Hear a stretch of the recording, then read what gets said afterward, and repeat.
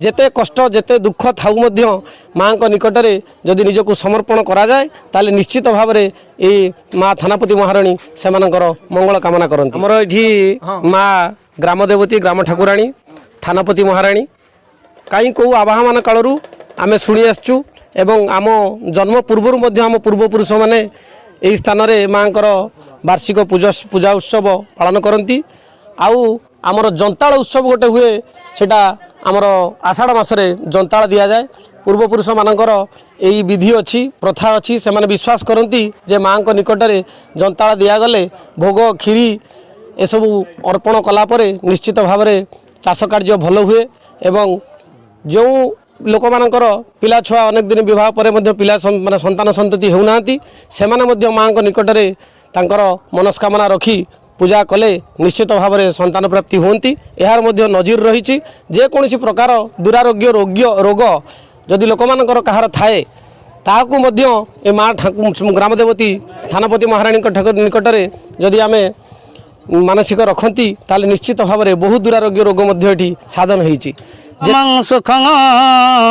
रूपं देहि जयं देहि जस देहि दिश जय समस्त जलसरपुर ग्रामवासी वृंद मान को मोर विशेष भक्तिपूर्ण समवेदना जनाऊँगी कहीं मु गोटे जिनस देखिले जे ग्रामर आबाल वृद्ध वनितांकर सदिच्छा आध्यात्मिक चेतना जागृत होती ग्रामर आरंभर शेष पर्यंत झोटीर पदार्पण करिसेंती माँ तारिणी थानापति देवी यही आबाल वृद्ध वनितांकर मंगल विधान करंतु चला पथरे पुष्पवृष्टि करंतु आदि इत्यादि नवग्रह रिष्ट खंडन करंतु एवं ये अनुष्ठान